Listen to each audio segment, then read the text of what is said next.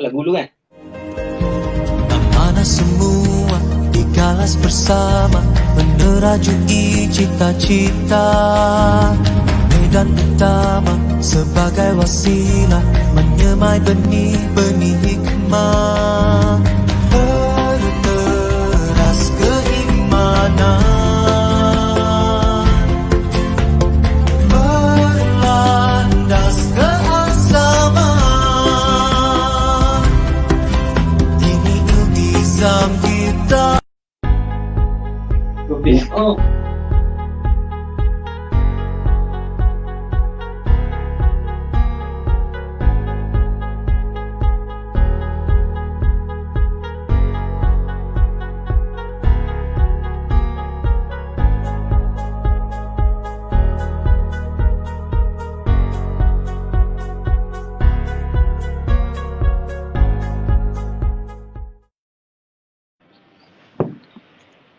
Bismillahirrahmanirrahim.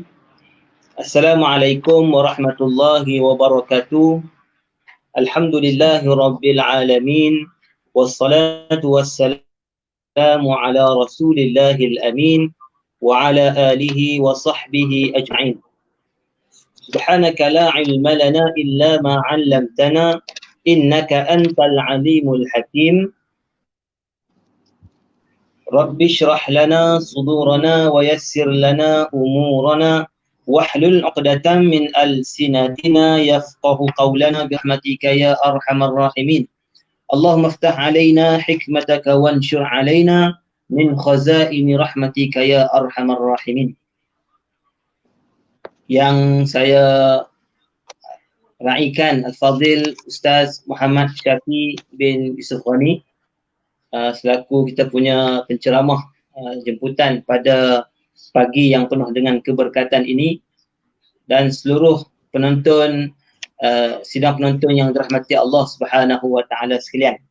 Alhamdulillah, bersyukur kita kepada Allah Subhanahu wa taala pada pagi 4 Safar 1442 Hijrah ini, Allah Subhanahu wa taala masih memberikan kesempatan, peluang, ruang pada saat dan detik ini dapat sama-sama kita bersua muka pada pagi ini. Mudah-mudahan Allah Subhanahu wa taala kira amalan kita pada pagi ini di sisi Allah Subhanahu wa taala sebagai amalan yang tinggi di sisinya, dan mudah-mudahan kita tergolong di kalangan mereka-mereka yang bersyukur kepada Allah Subhanahu wa taala. Yang mana para ulama menyebutkan di antara tanda kita bersyukur kepada Allah adalah dengan kita menggunakan nikmat yang Allah Ta'ala berikan itu kepada jalannya. Jadi mudah-mudahan Allah Ta'ala golongkan kita insya-Allah. Amin ya rabbal alamin. Bersempena dengan kempen bulan-bulan zakat negeri Pulau Pinang. Zakat Pulau Pinang telah menganjurkan pelbagai-bagai program yang dilaksanakan. Dan di antaranya adalah program ataupun seminar zakat kontemporari 2020 secara online ini dilaksanakan bagi bertujuannya untuk kita memberikan kefahaman yang jelas kepada sahabat-sahabat penduduk dan khususnya masyarakat di negeri Pulau Pinang ini, dan pada masa yang sama kita nak menyemarakkan lagi usaha dakwah ini di dalam media online ini, dan mudah-mudahan apa yang kita laksanakan pada hari ini diterima oleh Allah Subhanahu wa taala. Baik, bersama dengan kita pada hari ini adalah Al-Fadhil Ustaz Muhammad Syafi bin Yusuf Ghani, yang merupakan seorang pendakwah yang tidak asing lagi di negeri Pulau Pinang ini. Kalau tanya orang Pulau Pinang, semua orang Pulau Pinang boleh kita kenal lah Al-Fadhil Ustaz ni, yang cukup masyhur dengan kuliahnya dan sebagainya. Dan insya-Allah Ustaz akan kupaskan kepada kita beberapa berkaitan dengan tajuk yang akan kita bincangkan hari ini berkaitan dengan jihad harta. Namun sebelum itu, saya nak mengajak tuan-tuan dan puan-puan yang penonton sekalian untuk sama-sama pakat share dulu live kita pada pagi ini, pakat share dan pakat like Facebook Zakat Pulau Pinang, insya-Allah. Mudah-mudahan manfaat ni dapat kita kongsikan dengan sahabat-sahabat kita di luar sana. Baik, untuk tujuan kita forum pada pagi ini dengan Ustaz ni, insya-Allah Ustaz kita teruskan dengan tajuk yang akan kita bincangkan pada pagi ini berkaitan dengan jihad harta. Perkataan jihad dan harta, dua perkataan yang bagi saya ianya ada satu makna yang sangat besar. Perkataan jihad itu ada maknanya, perkataan harta itu ada maknanya. Maknanya dua perkataan ini sangat besar makna di sisi Islam, sudut pandang Islam, konsepnya dan sebagainya. Mungkin Ustaz boleh bagi penerangan kepada kami secara mukadimah ini Ustaz bagi penerangan kepada kami berkaitan dengan jihad harta itu, bagaimana konsep sudut pandangnya dalam Islam dan sebagainya. Untuk jimatkan masa, saya mempersilakan Fadil Ustaz untuk memberi penerangan kepada kami. Fadil Ustaz. Bismillahirrahmanirrahim. Assalamualaikum warahmatullahi wabarakatuh. Alhamdulillahirabbil alamin wassalatu wassalamu ala asyrafil anbiya'i wal mursalin wa ala alihi wa sahbihi ajma'in. Subhanaka la ilma lana illa ma 'allamtana innaka antal alimul hakim. Rabbi shrah li sadri wa yassir li amri wahlul 'uqdatam min lisani yafqahu qawli, amma ba'du. Terima kasih pada Al-Fadhil Ustaz Muhammad Saiful Amri selaku moderator kita pada pagi ini, dan kita dalam program seminar zakat online contemporary pada tahun ini 2020. Saya ucapkan terima kasih juga pada pihak UZ atas inisiatif yang kita kata seiring dengan perkembangan semasa lah. Sejak daripada PKP ni saya tengok banyak kita punya program-program kita dah beralih ke arah online, sama ada medium dakwah kita dan beberapa program-program berkaitan dengan semualah. Banyak kita dah mengorak langkah yang lebih fleksibel lagi dalam program-program kita ni. Tahniah saya ucapkan pada pihak UZ Pulau Pinang atas inisiatif yang sangat baik ini. Jadi tuan-tuan, perempuan, muslimin, muslimat sidang penonton yang dirahmati oleh Allah Subhanahu Wa Taala, bila kita sebut berkaitan dengan jihad harta ni adalah satu ruang yang sangat besar yang cuba kita nak bincangkan sedikit pada pagi ini, berkaitan dengan jihad dan berkaitan dengan harta. Asal dia dalam bahasa Arab, jahada ni maksud dia bersungguh-sungguh. Bersungguh-sungguh. Jihad ni maksud dia kita bersungguh-sungguh untuk kita nak mendapatkan sesuatu benda. Sama ada apa yang kita nak, kebiasaannya jihad ini apabila kita takrifkan, kita letakkan jihad dari segi peperangan. Ialah dari segi bila kita tengok dalam konteks peperangan tu, kesungguhan kita tu mesti ada. Sama ada kita nak performan dalam pasukan kita atau nak berhadapan dengan musuh. Jarang askar kita tengok duduk di tepi tembok tu, duduk cungki lepas makan sarapan tu, dia jarang tu. Sebab semangat peperangan tu dia sangat luar biasa. Dan harta ni bila kita gabung dua-dua benda, jihad harta ni adalah satu, kita katakan apa, satu peranan yang besar jugalah di dalam Islam ni. Kerana harta yang ada pada kita ni kadang-kadang dia boleh jadi rahmat dan kadang-kadang dia boleh jadi nikmat. Kadang-kadang harta juga boleh bawa kita jauh daripada Allah Subhanahu Wa Taala.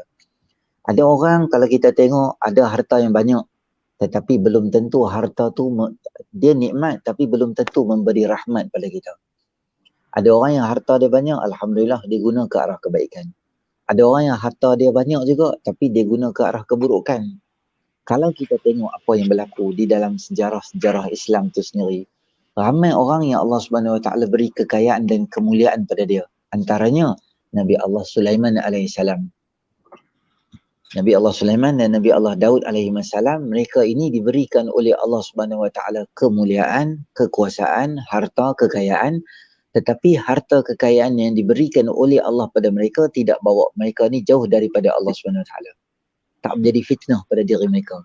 Tapi ada juga dalam sejarah kalau kita tengok para anbiya alaihissalam dalam Quran, bagaimana harta ini kadang-kadang membawa orang jauh daripada Allah Subhanahu Wa Taala, bahkan menjadi tercela dan jadi terkutuk pula di dalam Islam. Contohnya apa dia? Apa yang berlaku pada Qarun. Ketika mana Nabi Allah Musa alaihissalam sebut pada dia, wahai Qarun, semua ni harta adalah anugerah Allah Subhanahu Wa Taala. Jangan kamu sombong dan jangan kamu rasa kamu ni hebat dan sebagainya. Tetapi apa jawapan yang diberikan oleh Qarun kepada Nabi Allah Musa alaihissalam itu jelas menunjukkan pada kita kekayaan yang diberikan oleh Allah kepada dia tu tidak membawa dia dekat pada Allah, bahkan jauh pada Allah. Kata Allah Ta'ala, auzubillahi minasyaitanirrajim, kod kata-kata apa yang disebut oleh Qarun tadi tu, qala innama utituhu ala ilmin indi. Semua usaha yang hampa tengok depan ni adalah usaha daripada titik peluh aku sendiri. Maknanya Tuhan tak kena mengena dalam masalah ni. Tuhan jangan cuba masuk campur dengan apa yang sedang aku alami sekarang ni. Tapi akhirnya apa yang berlaku pada dia? Fakhasafna bihi wa bidahril ard fama kana lahu min fi'atin yansurunahu min dunillah. Habis harta dia Allah tenggelamkan, dengan dia sekali Allah tenggelamkan. Maknanya harta tak bawa dekat dia dengan Allah. Begitu juga kalau kita tengok, kalau konsep jihad harta ini pada muqaddimahnya, boleh kita sebut, kalau kita salah faham, dia akan bawa kita jauh pada Allah. Apa yang berlaku pada geng-geng apa? Geng-geng duduk di Yaman, di Sabak tu. Allah beri kekayaan pada mereka, Allah beri kemewahan pada mereka. Jannatani an yaminin wa shimal. Kebun-kebun di kiri dan kanan mereka, mewah, senang, macam-macam, keindahan, cantik. Buah-buah tu kalau kita kata tu buah yang besar, buah yang large size dia XL dengan rasa dia elok dan sebagainya. Tetapi apa yang mereka akhirnya fa'aradu. Mereka berpaling. Sama juga mereka kata buah ni hebat, bukan tak kena mengena dengan Allah. Kekayaan kami, kemewahan kami, kesenangan kami, semua ni tak kena mengena dengan apa yang Allah SWT sebut pada kami. Maka perbuatan-perbuatan seperti ini kadang-kadang boleh menyebabkan kita ni harta yang Allah SWT beri pada kita, dia boleh menyebabkan kita jadi jauh daripada Allah SWT. Dan harta yang Allah SWT beri pada kita, boleh dia bawa kita dekat dengan Allah SWT. Banyak contoh kita boleh ambil. Contohnya Nabi SAW sendiri. Walaupun boleh berupaya kata nak kaya tu lebih pada kaya. Kerana pernah dia offer, Ustaz, untuk ditukar bukit bukau di Mekah tu dan dengan emas. Tapi Nabi memilih untuk hidup biasa. Nak abang kata kalau nak kaya tu boleh lah. Tetapi Nabi SAW walaupun serba kekurangan dan kehidupan yang biasa, tetapi jihad harta bila Nabi SAW faham, kita tengok hadis yang luar biasa.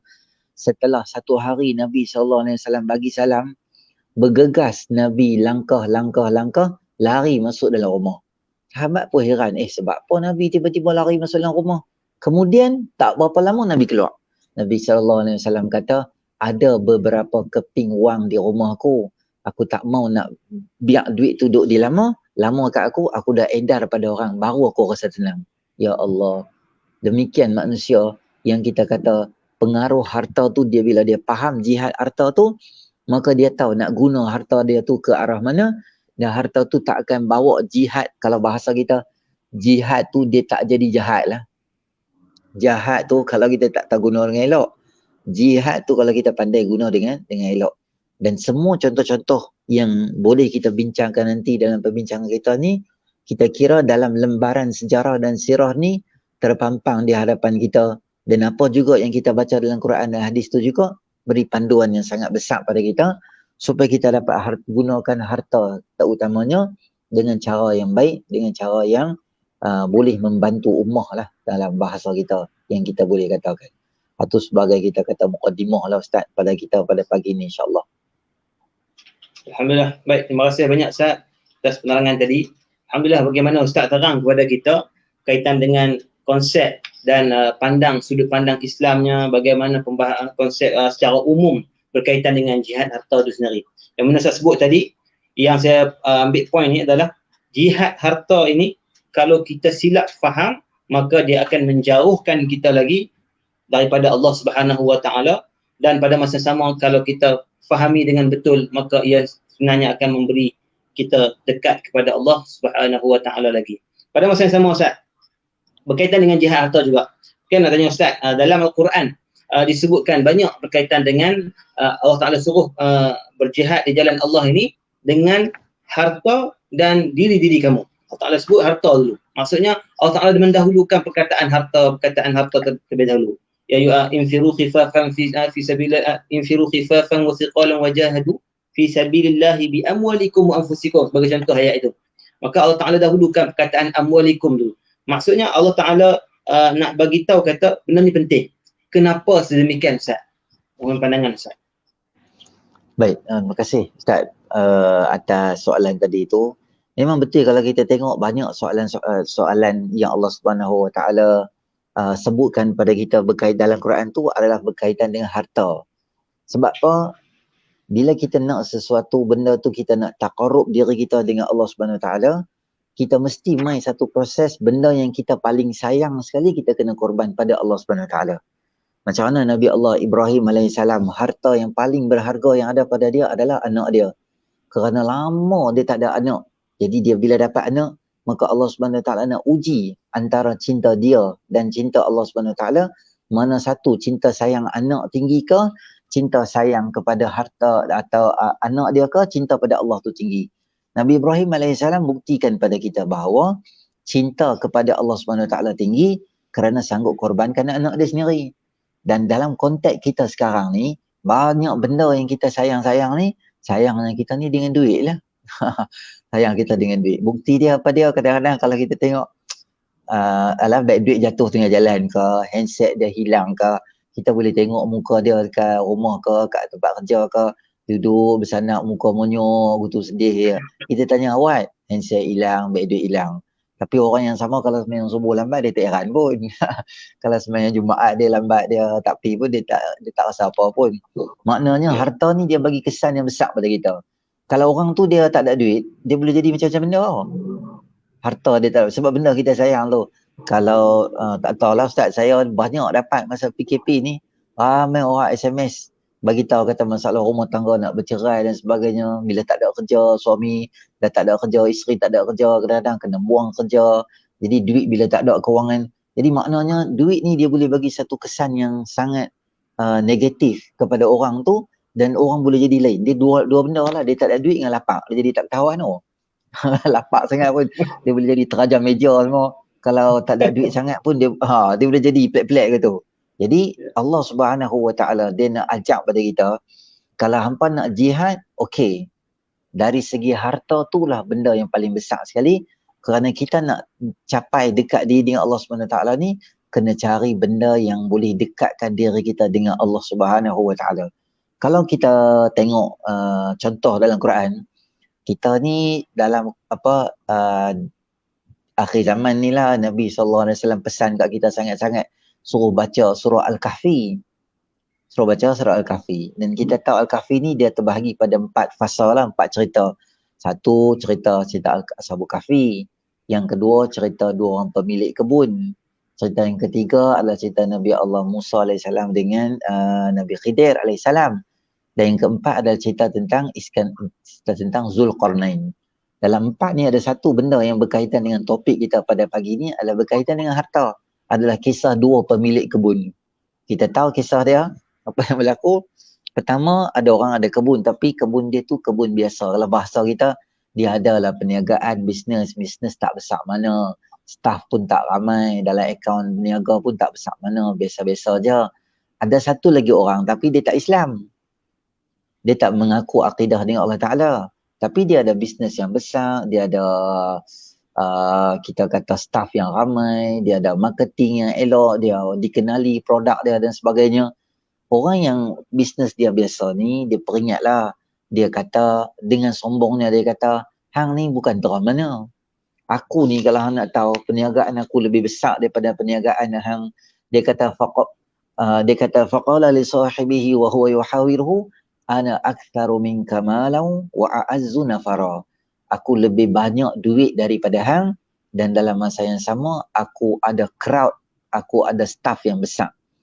Tapi akhirnya apa yang berlaku adalah apabila harta tadi tu, bila kita katakan kefahaman kita tentang ayat Al-Quran tadi tu yang bila kita salah faham tadi tu, maka menyebabkan kita ni, harta yang Allah Subhanahu Wa Taala bagi pada kita sebenarnya dia adalah satu perhiasan dan ujian pada kita.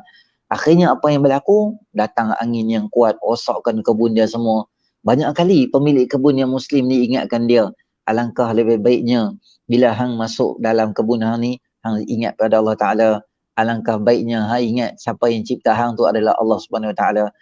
Saya nak abang daripada kisah ni, hujung ayat, kalau kita tengok dalam muka surat tu, dia habis cerita semua tu, Allah buat satu kesimpulan daripada 2 benda daripada ayat tu. Apa dia? Mathalul hayat wadrib lahum mathalal hayatid dunya kama in anzalnahu minas sama fakhtalata bihi nabatul ard fa asbaha hashiman tazruhu riyah wa kana Allahu ala kulli syai'in muqtadira. Allah bagi perumpamaan dunia, harta, kekayaan, kemewahan, semua ni dia macam ayat hujan yang turun kena dekat satu pokok, yang pokok tu akan subur, hijau, hidup, elok. Sampai satu masa pokok tu mesti dia akan layu dan dia akan kuning, dia akan layu, kena angin dan dia akan hilang macam tu je. Duit, wang, ringgit, kekayaan, kemewahan yang ada pada kita, bila kita tak guna pada saluran yang betul, kita kaitkan terus dengan satu lagi ayat yang Allah Ta'ala sebut, al-malu wal banuna zinatul hayatid dunya wal baqiyatus salihatu khairun 'inda rabbika thawaban wa khairun amala. Wang, ringgit, harta, semua ni adalah sebagai perhiasan di dunia. Kalau bahasa kita, perhiasan maknanya apa? Kalau perhiasan, dia akan jadi lebih cantik. Tapi kalau orang tu tak pandai guna perhiasan, dia akan jadi buruk. Contohlah Ustaz lah, kadang-kadang orang buat stiker dekat kereta. Orang buat stiker tu perhiasan lah bagi cantik. Atau dalam rumah dia ada 1-2 pokok cantik lah. Tapi kalau banyak sangat pokok bunga macam hutan simpan kat Pahang tu, kita nak masuk rumah dia pun, kita bagi salam tu rumah keluar dah tapi tak tahu muka tu rumah tak mana. Kena tolak pokok dulu baru nampak muka tu rumah. Kita kata ni rumah ke ni hutan ni. Dia banyak sangat perhiasan jadi buruk jadi gitu. Kereta, cincin pun sama juga. Kita buat satu cantik lah. Paling tak ada buat dua. Walaupun beli rockwork orang tak tahu pun kan. Tapi nampak kemas batu besar gitu. Jadi orang kata elok. Tapi kalau cincin hang sampai 34 jari semua ada berat sangat jari gitu. Orang kata buruk lah perhiasan banyak orang. Jadi tak erti nak berhias gitu. Tak kira lah kereta ke rumah ke. Kalau dia over tu dia jadi buruk. Maka Allah SWT sebut perkataan perhiasan maknanya ada tempat yang kita kena letak, ada tempat tak boleh letak. Ada tempat boleh letak banyak, ada tempat boleh letak sikit. Jadi dia dalam bab jihad ni, bab infak fi sabilillah ni, dia tak ada konsep membazir. Yang tu satu kita kena faham dalam isu perbincangan kita ni. Kita tak boleh kata membazir. Dia kata banyaknya hang bagi zakat tahun ni membazir lah. Kan? Dia tak ada istilah bazir dah zakat. Dia kita banyaknya hang bagi terima tahfiz tu 20,000. 20,000. Membazir lah hang bagi 20,000. Baik hang belanja aku. Dia tak ada istilah membazir tu, dia tak ada. Kerana kita letak perhiasan tu kena pada tempat dia. Banyak pun tak apa dia cantik. Macam batu putih-putih kita duk beli kan. Kita tabung kat mana? Bubuh dalam depan halaman rumah kita tu cantik gitu. Banyak pun tak apa. Sebab memang situ tempat bubuh batu tu. Tapi kalau batu yang sama hambuh atas tilam tempat tidur dekat master bedroom tu pelik lah. Kita nak tidur berdebang rasa sakit maka sebab apa? Inilah perhiasan. Kita kata tak sesuai perhiasan di sini. Jadi memang tepatlah bila Allah Ta'ala Nabi SAW ajak kita suruh baca surah Al-Kahfi di akhir zaman ni. Memang dia ada. Kalau kita kaji tu, memang akhir zaman ni orang jadi gila harta. Sehingga konsep jihad harta yang kita salah faham ayat Quran dengan hadis yang kita sedang bincang ni, dia salah faham, dia boleh jadi mak sama anak, bapak sama anak, anak sama bapak, fight pasal adik-beradik, pasal motor bapak dia, motor besar sikit, fight di kubur, aku nak helmet bapak. Kakak sulung dia kata, Han jangan ceritalah pasal helmet, kita tanam bapak dulu. Dah, Han cakap dulu, helmet tu Han nak bagi kat aku ke nak bagi kat adik? Tu mayat dah masuk dah. Dia kata siapa anak lelaki pilah masuk, selesaikan dulu pengurus ayah. Dia duk fight dengan kakak dia nak helmet mana satu. Nak helmet motor besar. La ilaha illallah. Duit punya pasal, kadang-kadang dia jadi serabut jadi macam tu. Jadi bila Allah SWT acak pada kita, boleh kita kongsi satu ayat Quran Ustaz, yang mana hari ni bila konsep harta ini, yang mana kita faham orang-orang yang Allah SWT cerita dalam Quran ni, berkaitan orang-orang Yahudi dan Nasrani satu ketika dahulu, apa perangai mereka ni? Mereka ni adalah satu perangai buruk yang mereka akan bukan sahaja mereka tak guna harta mereka ke arah baik, bahkan mereka ambil harta orang dengan cara yang tak betul dan tak halal pula. Kata Allah Ta'ala, A'udzubillahi minasyaitanirrajim, Ya ayyuhalladzina amanu, inna kathiran minal ahbari warruhbani la ya'kuluna amwalan nasi bil batil wa yasudduna an sabilillah. ويصدون عن سبيل الله والذين يكنزون الذهب والفضة ولا ينفقونها في سبيل الله فبشرهم بعذاب أليم يوم يحمى عليها في نار جهنم فتكوى بها جباههم وجنوبهم وظهورهم هذا ما كنزتم لأنفسكم فذوقوا ما كنتم تكنزون. Dalam ayat ni ada 3 benda yang Allah Ta'ala sebut pada kita. Satu, perangai buruk Yahudi dan Nasrani. bukan saja dia tak guna duit dia ke arah baik, bahkan dia ambil duit orang dengan cara yang batil pula dia mai bagi kat dia. Yang nombor dua, Allah Ta'ala cela orang-orang yang tak guna duit dia atau harta emas terutamanya untuk bayar zakat, dia simpan, dan kecelaan untuk dia dengan fabashirhum bi'azabin alim, azab yang pedih. Dan yang ketiga, fatuqwa biha jibahuhum wa junubuhum, akan diayin, kalau bahasa kita, akan diayin muka mereka, akan diayin belakang mereka dan dahi mereka disebabkan salahnya. Tengok ada 3 benda. Satu, pergi ambil duit orang. Satu, duit hak duk ada tu dia tak guna dengan elok. Satu lagi berkaitan dengan emas yang ada pada dia, dia tak guna juga dengan elok. Allah Subhanahu Wa Ta'ala sebut, yang kita bincang berkaitan jihad harta yang Allah Ta'ala sebut tu. Sebab tu Allah sebut harta dulu, kerana harta ni dia ada peranan yang sangat besar dalam syarak. Boleh bawa manusia tu sampai ke pintu syurga, atau dia boleh menjahanamkan manusia tu dalam pintu neraka Allah Subhanahu Wa Ta'ala.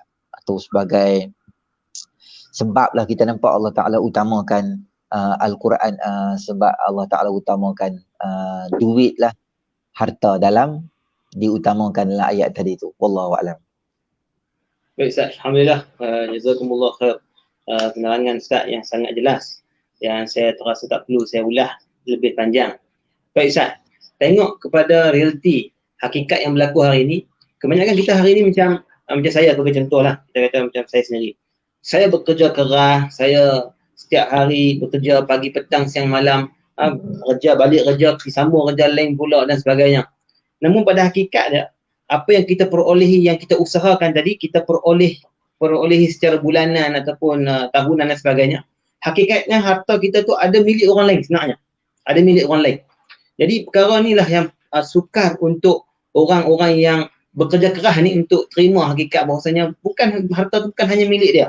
Ini kita nak minta pandangan Ustaz juga. Dan pada masa yang sama juga realiti yang berlaku pada hari ini, saya sekalikan soalan ini, iaitulah ketika mana diusahakan nak sangat usaha gaji bulanan pada masa membuat side income-nya dan sebagainya, pada masa yang sama juga ketika mana disuruh untuk mengeluarkan zakat dan sebagainya, dia beralasan dengan berbagai alasan.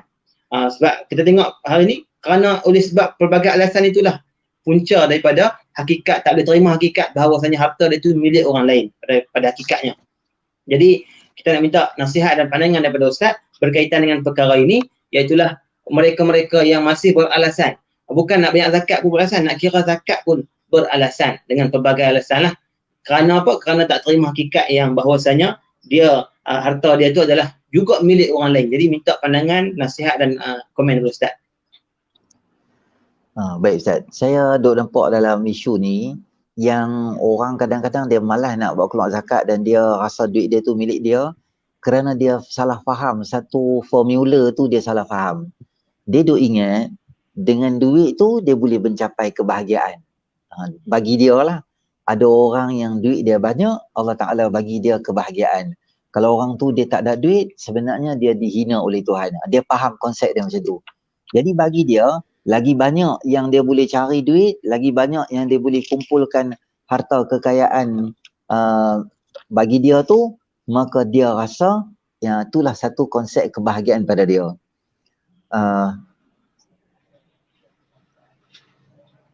Allah Ta'ala sebut, tahsabuna annama numidduhum bihi min malin wa banin nusari'u lahum fil khairati bal la yash'urun. Kalau bahasa kita lah, terjemah bahasa Pulau Pinang ni, awak hampa ingat orang yang duit dia banyak tu dengan orang yang anak-anak dia banyak tu tanda aku segerakan kebaikan untuk dia ke? Maknanya ada duit banyak mesti hang tu orang yang bagus, orang yang tenang, orang bahagia. Banyaklah kadang-kadang kita tengok, saya tengok contoh lain lah, artis barat kita tengok, bukan dia tak kaya. Ya Allah kayanya. Rumah tu bukan rumah biasa tu. Rumah dia tu macam satu bandar. Sebab dia boleh parking helikopter peribadi ke apa terbang, boleh mendarat depan rumah dia. Dia punya sendiri. Tapi peliknya kita tengok artis-artis barat ni, walaupun semua kekayaan dia ada, tapi peliknya kita tengok dia mati di bilik hotel. Dada, dia minum arak lah, overdose lah, macam-macam. Kita tengok, pelik lah, duit hang banyak sebab apa? Hang tak bahagia. Berapa ramai orang kaya bunuh diri. Berapa ramai orang yang semata-mata dia pulun cari duit, Akhirnya apa yang berlaku pada dia adalah dia tak tenang lah, tak ada kebahagiaan. Pukul berapa tak tidur lagi, pukul 2 tak boleh tidur, pukul 3 tak boleh tidur. Sebab jadi serabut nak makan ubat. Dia boleh beli tilam yang besar, dia boleh beli tilam yang macam ayak tu kan, beralui-alui tu, 30 ribu. Ni seronok lena. Tapi dia tak boleh lena. Kadang-kadang yang duk menikmati facilities dalam rumah ni, kadang-kadang siapa dia? Orang gaji dia yang menikmati facilities di rumah tu. Sebab orang dia kaya kerja di hospital ya. Sat hospital ni, sat hospital ni. TV flat screen tu, hak beli tu orang gaji duk tengok seronok apa tu. Kalau Astro ke apa contoh kan, kalau siaran TV berbayar ni semua dia boleh tengok. Orang gaji dia duk tengok. Dia kan tengok apa pun. Sebab apa semua benda dia tak dapat? Sebab dia rasa dengan duit dia boleh rasa kebahagiaan. Sebab tu dia tak boleh share dengan orang. Kita rasa keji sangat dengan kekayaan yang orang tu dapat kadang-kadang.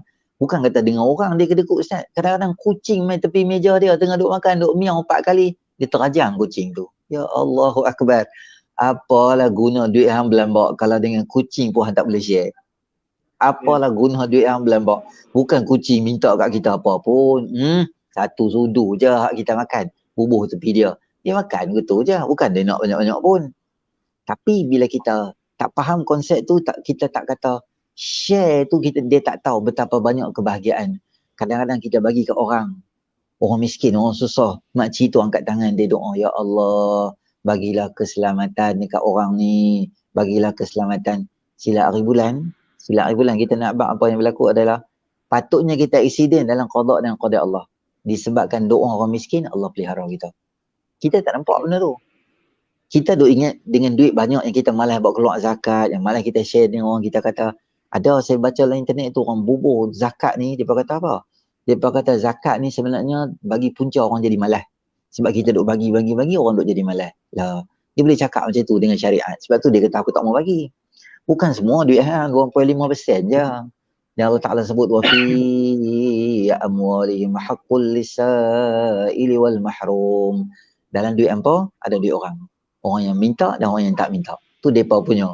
Bila kita simpan duit orang, maka dia akan bawa satu keburukan pada kita. Dan benda kalau kita tak bawa keluar ni, dia masalah. Dia duduk tangtu je, dia jadi masalah. Kalau parit, sampah tu bertakung dalam tu dah banyak dah. Kalau kita tak bawa keluar daripada parit tu, busuk akan jadi. Penyakit akan jadi. Sampah tu mesti bawa keluar. Mesti dia ada. Sebab tu Allah kata duit yang ada pada kita ni untuk apa? Liyutahhiruhum wa yuzakkihim. Khuz min amwalihim. Ambil daripada duit mereka untuk bersihkan duit mereka dan untuk mensucikan duit mereka. Sebenarnya duit yang ada kat kita ni dia makin lama makin kotor, makin lama makin kotor, makin lama makin kotor. Dia mesti ada proses penyucian, pembersihan dengan share dengan orang. Dengan share dengan orang tu kita bagi tahu orang-orang yang susah dan miskin apabila dia doa dekat kita, mungkin dengan keberkatan doa dia kita dapat ketenangan untuk lena di waktu malam. Mungkin selama ni bisnes kita tak maju-maju. Biasa je. Tapi disebabkan kita bagi kat orang, share dekat orang, tak kedekut dengan orang, Allah mungkin murahkan rezeki kita, jadi satu keberkatan. Kita tak tahu. Macam Abang MB apa tu, Selangor tu kan. Bukan Menteri Besar, Majlis Bandaran tu. Dia kerja Majlis Bandaran je. Biasa je.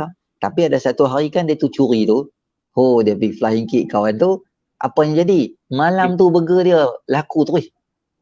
Dia pun tak pernah sangka dia nak pergi flying kick kawan tu. Dia tak ingat masa flying kick tu, dia tak ingat langsung. Lepas ni aku viral, mesti burger aku laku. Dia tak ingat macam tu. Siapa bersusun bagi kat dia? Sebab hati dia yang baik, Allah murahkan rezeki hidup dia.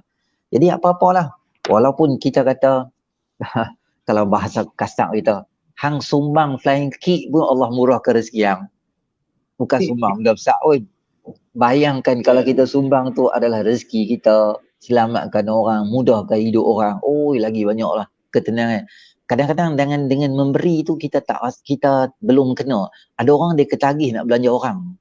Sebab dia nampak benda yang baik. Saya ada banyak pengalaman Ustaz, hatta non-Muslim, toke-toke perabot yang bisnes dia nak teruk sangat, bila dia bagi, dia nampak baik. Dan sampai hari ni di Penang ada satu masjid tu, pengerusi saya bagi tahu saya, setiap tahun Chinese pemilik kedai perabot dia akan mai bagi duit. Dia kata ini duit saya kasih, saya punya, kita bahasa kita, barkat lah hidup dia tu. Sampai ke peringkat macam tu. Bukan Islam. bukan Islam. Token bukan Islam dan bisnes dia memang di hujung tanduk. Nak teruk sangat dah. Staff tipu dia, ambil barang dia, bawa keluar resit kata dah bayar tapi tak bayar. Memang teruk sangat dah. Duit dia yang terakhir yang ada 5,000 kat tangan dia, nak tutup dah kedai.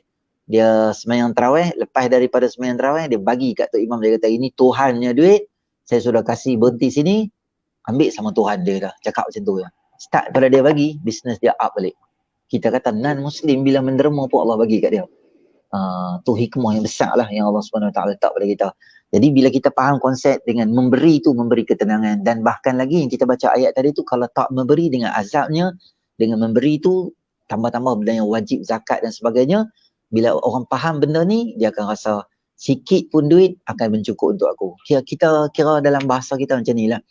Allah murah rezeki bukan segi duit je, dari segi kesihatan, keselamatan, bagi sihat dekat anak kita, isteri kita tak sakit, kereta kita dah buat program perangai. Kadang rezeki berkaitan dengan bos yang baik, rezeki kawan-kawan tempat kerja yang baik, jiran yang baik. Semua tu dia Allah Ta'ala ra'i kita. Disebabkan kita ra'i mungkin 1-2 orang, Allah mudah dan murahkan kita untuk banyak benda-benda di dunia dan akhirat lah. InsyaAllah, Allah Alam. Alhamdulillah. Terima kasih banyak Ustaz.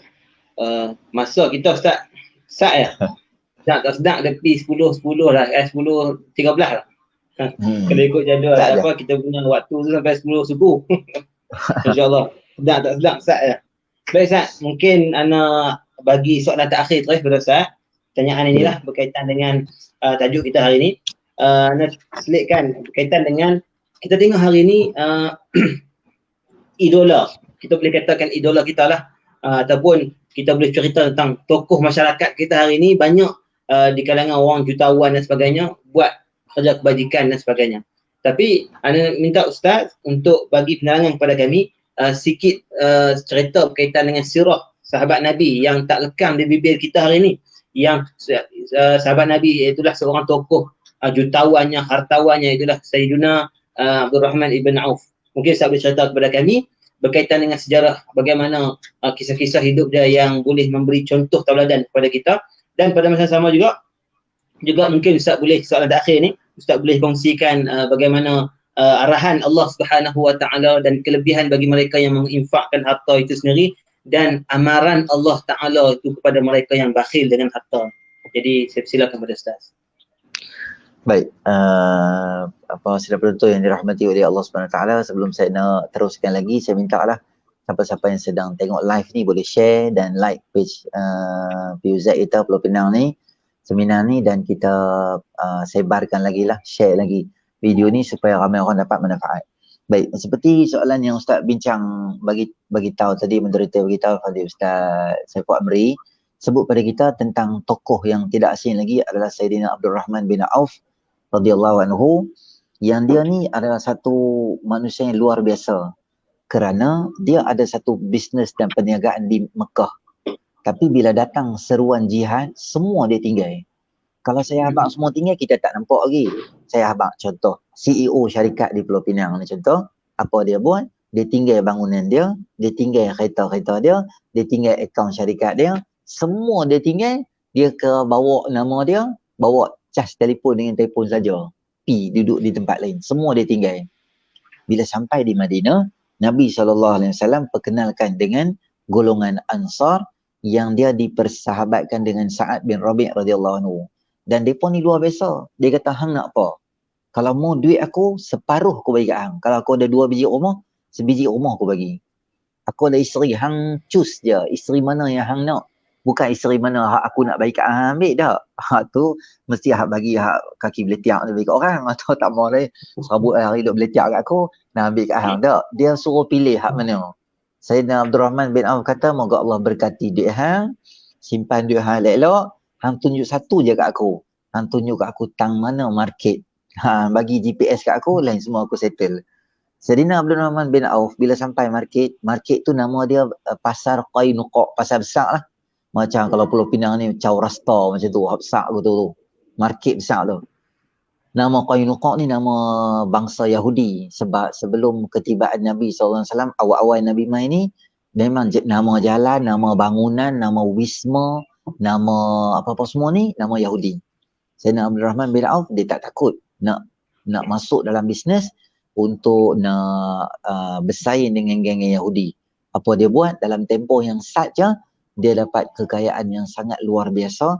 Dan tetapi yang kita nak katakan Sayyidina Abdul Rahman bin Auf ini termasuk dalam 10 orang dijamin syurga oleh Allah SWT, dan dia punya infak dan dia punya derma tu sangat luar biasa. Dia pernah satu ketika bagi 4,000 dinar untuk perjuangan Islam pada Nabi SAW. Dia pernah main 40,000. Dalam jihad dia pernah bagi 500 ekor kuda dan 500 ekor unta. Kita, bahasa kita sekarang ni nak beli unta seekor pun ada kat 12,000, 13,000 lah. Tu kira unta kemek yang unta pancat yang unta. Kalau unta kemas tu dia mahal lagi. Kalau kita kata 40,000 dinar, satu dinar tu boleh beli kambing. Satu dinar zaman Nabi SAW boleh beli seekor kambing, dan satu dinar yang sama boleh beli kambing zaman kita. Lebih kurang 7-800 satu dinar. Kalau 40,000 dia bagi dekat Islam, tuan-tuan boleh bayang berapa banyak dia punya harta ketika itu. Masa dia meninggal dunia, isteri dia dapat 1/8 daripada harta dia. Isteri dia dapat 80,000 dinar. Tu bila tu? 1000 tahun dulu. Kalau kita dapat 80,000 pula ni pun kira nampak macam tak apa main surau sangat lah. Pergi main masjid lah. Dia kata surau ni kapek buruk, aku pijak rosak kaki aku. Belakang tu. Banyak duit dia. Dia infak fi sabilillah tu sangat luar biasa. Sebab tu masa dia meninggal dunia, dia tinggal untuk infak fi sabilillah pula 1,000 ekor unta, 300,000 ekor kambing, 300,000 ekor kambing dan 100 ekor kuda. Semua jihad infak fi sabilillah. Allah mudahkan dia luar biasa. Ya, Imam Ibn Hajar ketika mensyarahkan hadis-hadis berkaitan Abdul Rahman bin Auf dalam Fathul Bari menyebut, Nabi SAW tidak menghalang orang yang kaya ni. Nabi tak kata apa. Sebab Nabi tak pernah marah Sayyidina Abdul Rahman bin Auf. Nabi tak pernah marah ni Sayyidina Osman, Sayyidina Abu Bakar. Dia pun ni semua businessman. Maknanya meniaga, cari duit sendiri, bukan satu benda yang dicela dalam syarak. Tetapi kita nak puji pribadi Sayyidina Abdul Rahman bin Auf kerana infak dia fi sabilillah tu sangat luar biasa.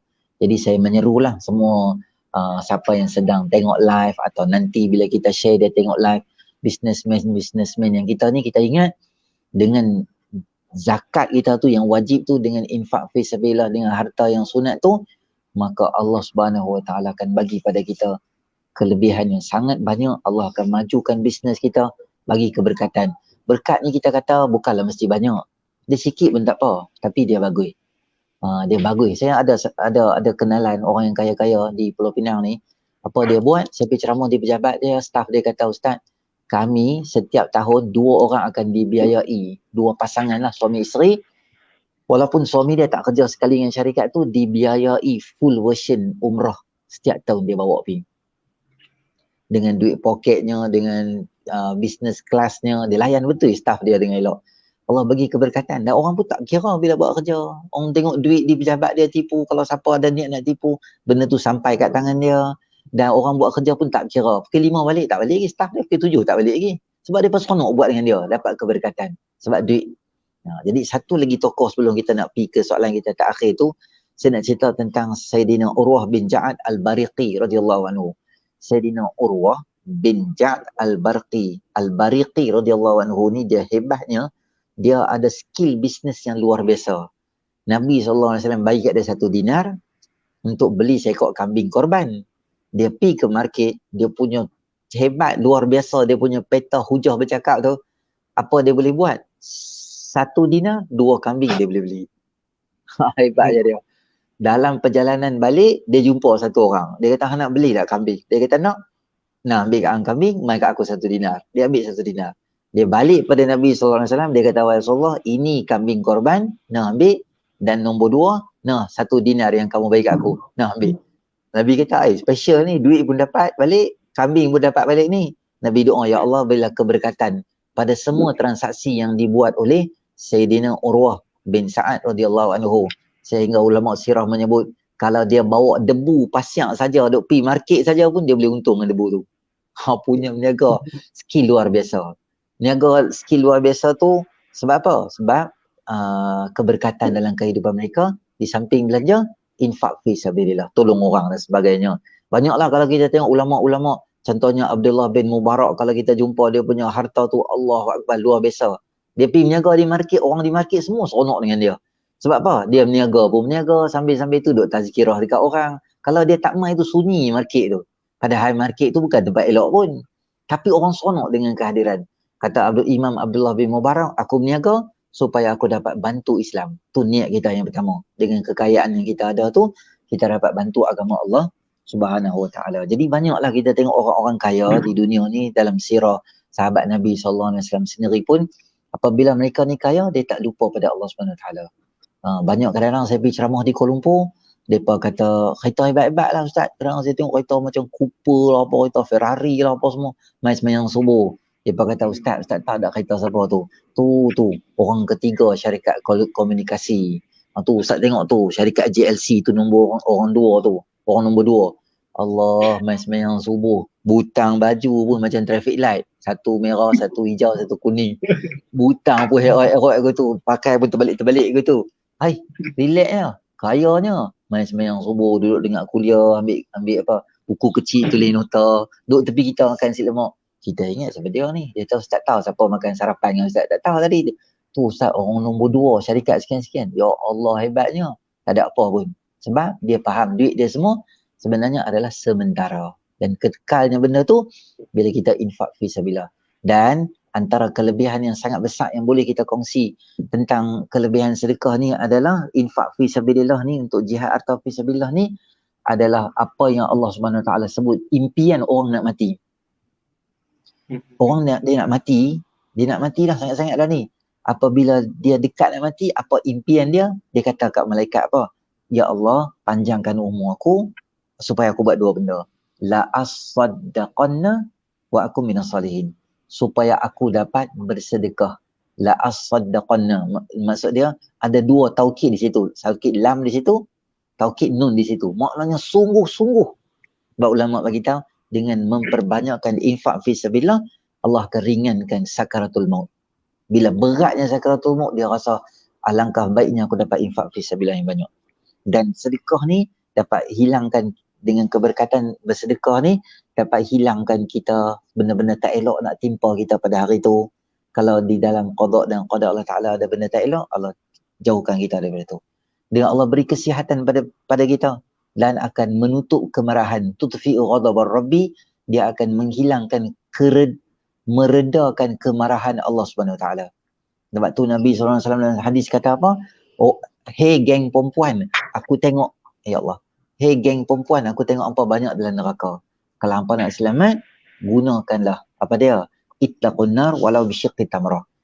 Selamatkanlah kamu daripada api neraka walaupun dengan separuh kurma sahaja. Maknanya dengan menderma tadi tu akan memadamkan kemarahan Allah dan akan menyebabkan kita selamat daripada api neraka Allah Subhanahu Wa Taala. Itulah banyak. Dan kita kata konsep sedekah ni macam saya beritahu Ustaz tadi tu, kalau katalah ni pen, kalau saya baling pen ni kat bawah jatuh. Kalau Ustaz baling pun jatuh. Kalau staff-staff kawan-kawan kita di PUZ baling pun jatuh. Kalau kita panggil orang yang isap dada, isap gam, orang jahat, baling jatuh juga. Maknanya pen ni siapa baling pun jatuh. Sebab apa? Sebab dia graviti. Derma jatuh juga. Derma ni siapa derma pun dia dapat. Macam tadi sahabat non-Muslim tadi tu. Hang baik ke, hang jahat ke. Portion hang tak baik tu cerita lain. Hang tak semayang, hang tak puasa, hang buat benda jahat tu cerita lain. Tapi bila hang infak fi sabilillah ataupun derma tolong orang, hatta orang bukan Islam sekalipun, Allah pelihara dia. Tengok kadang-kadang orang putih umur 70, 80, tua dah. Panjang usia dia. Tolak dalam wheelchair, jalan mai, uncle semua tu kita tengok. Baiknya, panjangnya usia dia ni. Sebab apa? Sebab kadang-kadang orang bukan Islam ni, duit gaji dia suka buat charity. Bagi kat persatuan belah kucing, ni apa, anjing tepi jalan, patah kaki, kucing hak cerai, dia ambil, bagi duduk elok-elok, bagi berumah semua kat dia. Lepas tu ada binatang-binatang susah, dia penjaga binatang. Bukan buat baik dengan orang pun, Buat-buat dengan binatang pun Allah sayang. Allah bagi kat dia umur yang panjang dia, sihat bagi kat dia. Tu cerita orang bukan Islam. Bayangkan kita hari ni dengan dalil Quran, dengan semua benda yang Allah Ta'ala sebut pada kita, banyak kelebihan-kelebihannya. Maka mari sama-sama saya menyeru pada kita semua sidang penonton yang bersama-sama dengan kita hari ni, kita ingat satu lagi hadis Nabi SAW yang boleh kita kongsi. Setiap pagi seorang malaikat akan berdoa, Allahumma ati munfiqan khalafa. Ya Allah, orang yang rajin bagi derma, bagi duit, infak fisabilillah, kau ganti kat dia duit balik ya Allah. Ganti tu macam kita habaq lah. Ganti kesihatan, keselamatan, keberkatan. Kadang Allah tak bagi kat kita, Allah bagi kat anak kita. Anak kita ni senang, bangun subuh lah. Kita pergi kat dia, kita kata Aiman, 2 kali sebut je, dia bangkit terus dah. Allah, tuan-tuan kalau dapat anak macam tu, sujud syukur sampai terkoyak sejadah pun tak cukup. Oh. Tuan-tuan ingat senang anak-anak nak bangun sembahyang. Payah Tapi anak dia bangun senang. Anak dia taklah pandai sangat, tapi hormat orang ni bagus, hormat orang tua-tua, reti beradab dengan orang, cakap dengan mak bapak jadi elok. Kadang-kadang Allah bagi ikut macam tu anak kita. Dengan infak fisabilillah. Maka jangan kedekut lah, kita bagilah. Sehingga peringkat yang lebih kasar lagi ulama sebut, kalau hang derma kat makcik tepi jalan susah-susah tu, kita duduk tepi makcik tu, kita kata dia, makcik terima kasih. Makcik tu kata, fahailah hang terima kasih kat aku. Dia kata, makcik, bekas makcik ni walaupun buruk, inilah dia ATM yang saya boleh bawa keluar duit ke akhirat. Duit saya RM10, mesti saya boleh bawa keluar esok. Sebab makcik tolong simpan dekat saya. Kalau duit saya yang ada, mungkin stesen minyak, saya bayar bil telefon, bil elektrik dan sebagainya, habis. Tapi duit yang saya simpan dekat makcik takkan habis. Heran kita, duit nak guna kat kita kat akhirat, kita kira. Tapi kalau duit nak makan dan biasa dan sebagainya, kita tak kira. Ni kita faham kelebihan-kelebihan. Maka balik pada konsep jihad harta kita, insya-Allah kita gunakan harta kita dengan terbaik. Yang paling penting sekali nombor 1 adalah zakat kita yang wajib kita bayar. Dan lepas pada tu, apa-apa bantuan tambahan kita nak buat dan sebagainya, kita ingat Allah Subhanahu Wa Taala akan gantikan kita semua benda tu dengan kebaikan. Dan innallaha la yudhi'u ajral muhsinin. Allah takkan pernah sia-siakan apa saja perbuatan orang-orang yang muhsin, orang yang baik tu, insya-Allah. Itu Ustaz, boleh kita kongsi pada pagi ni. Alhamdulillah. Jazakumullah khairan katsira. Kami ucapkan kepada Al-Fadhil Ustaz di atas kesudian Ustaz bersama dengan kami pada pagi ini. Banyak yang Ustaz kongsikan dengan kita pada hari ini berkaitan dengan tajuk kita, iaitulah jihad harta, yang Ustaz kongsikan daripada mukadimah tadi berkaitan dengan harta itu yang membawa rahmat dan nikmat kepada manusia, yang mana dan akhir sekali yang mana Ustaz terangkan kepada kita bagaimana kelebihan mereka-mereka yang menginfakkan harta di jalan Allah Subhanahu Wa Taala. Alhamdulillah. Terima kasih sekali lagi Ustaz kerana sudi bersama dengan kami dalam seminar online, seminar zakat kontemporari online ini. Mudah-mudahan apa yang kita dengar pada pagi ini dapat manfaat yang besar dan mudah-mudahan dapat kita sebarkan dan maklumkan kepada mereka-mereka yang tidak mendengar ataupun tidak hadir pada pagi ini. Dan insya-Allah kita akan bertemu pada esok dan lusa juga berkaitan dengan tajuk kita yang akan dibicarakan oleh pada esok adalah Datuk Dr. Nur Hafizah Musa, iaitulah seorang pensyarah di sana dan seorang tokoh pendakwah yang sangat terkenal di tanah air kita, dan juga lusa bersama dengan Fadilah Ustazah Asma Harun. InsyaAllah mudah-mudahan kita dapat manfaat bersama. Kepada Ustaz kami ucap terima kasih banyak sana atas terima kasih juga saya Ustaz dengan Piuzai atas kepercayaan untuk handle program pada pagi ini untuk pengisian. InsyaAllah kau ada kebaikan lah atas pertemuan kita insyaAllah. Allah amin ya rabbal alamin. Wallahu a'lam. Wassalamualaikum warahmatullahi wabarakatuh. Assalamualaikum warahmatullahi wabarakatuh. Amanah semua dikalas bersama, menerajui cita-cita. Medan utama sebagai wasilah menyemai benih.